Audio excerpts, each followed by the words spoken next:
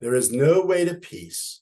Peace is the way, is the title of this June 5th, 1989 Myrtle Smyth Sentinel article. So powerful. So thought-provoking. So pertinent to today. So demonstrable. You guys have to read this article. There is no way to peace. Peace is the way. Myrtle Smyth. My youngest son has been a member of the Peace People in Northern Ireland since he was only 13 years old. 12 years later, he is still a dedicated worker, trying hard to help bring peace to a divided community. There are many groups like this, not only in our country, but throughout the world. There is no doubt that we should admire them and support their sincere efforts. But is this enough? The desire to bring peace is universal and near to the hearts of all people. Indeed, this very desire and longing for peace unite us all.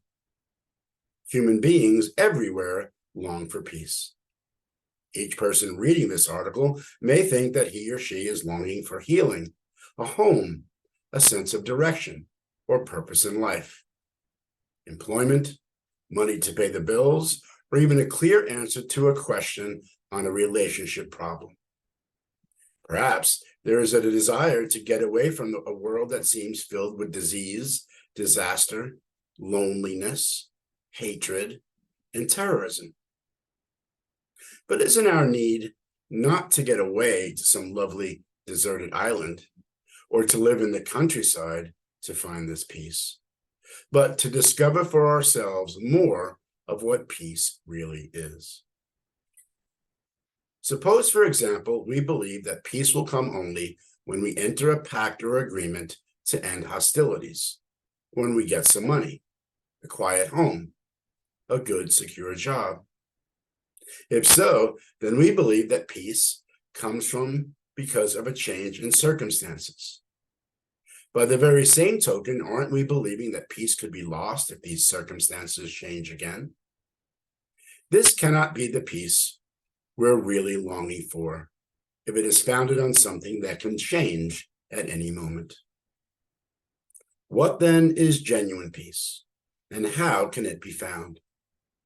For me, as a student of Christian Science, the answer to this question is that peace can indeed be found in an understanding of God and of his very nature. God is the power behind all true peace. His nature is pure, good, and undergirds eternal peace. The Bible assures us that God is of purer eyes than to behold evil, and canst not look on iniquity. The writer of those words was seeing with spiritual vision the deep fact that God's creation is eternally at peace, because God sees his own beautiful creation, including spiritual man, forever intact, whole, perfect, pure, at peace. This divine principle is the foundation upon which our lives and world can begin to express God's goodness and governance. As we begin to comprehend something of this divine reality, we too will gain a peace that exceeds a transitory peace based on material circumstances. When we refuse simply to react to circumstances, events, human opinions, or even to such things as a bank balance, and start to lay hold on peace as proof that man lives in accord with God's law at this very instant, we will feel the peace of God. Then we can begin to think clearly and to see a healing solution to any problem.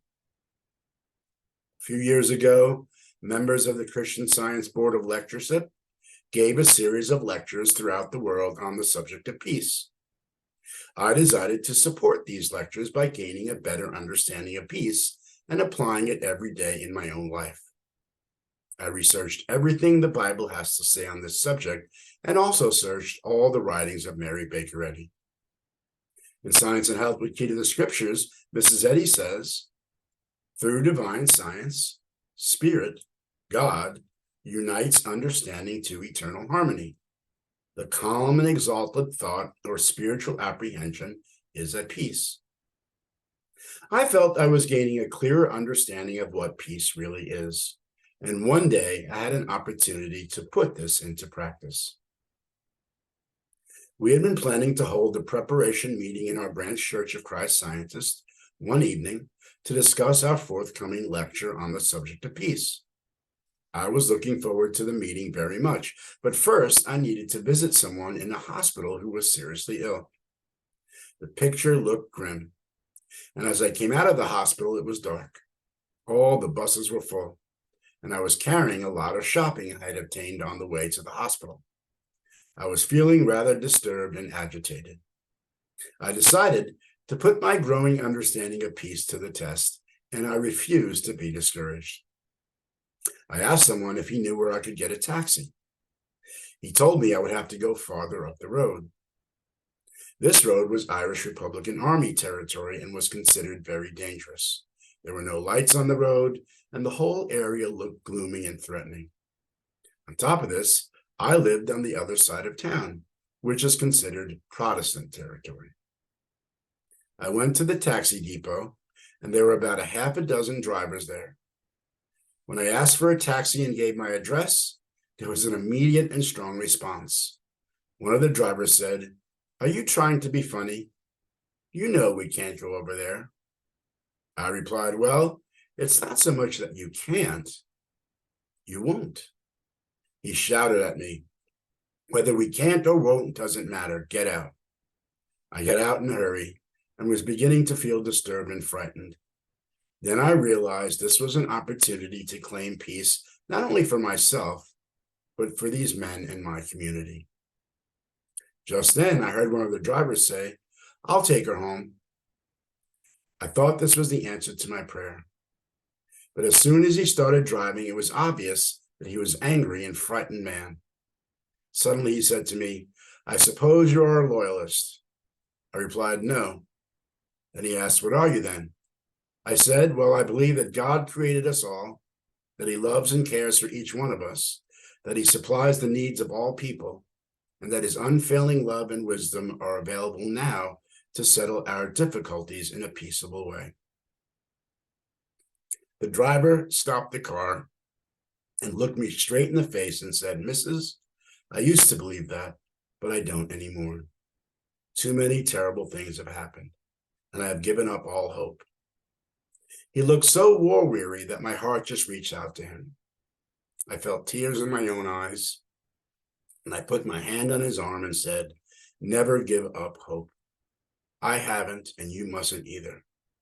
God loves every one of us." He started to drive again, and by this time we had reached my road. He began to say, "Look at this road, the new shops and houses. I can't believe it. I haven't driven up this road for 15 years. Imagine that, being afraid to drive in a part of your own city. Imagine that." When we arrived at my home, he got out of the car and carried all my shopping up the steps. I asked how much I owed him, and he put his arms around me and gave me such a big hug and a kiss and said, "It's on the house, sweetheart. You're some old lady. You did something for me today.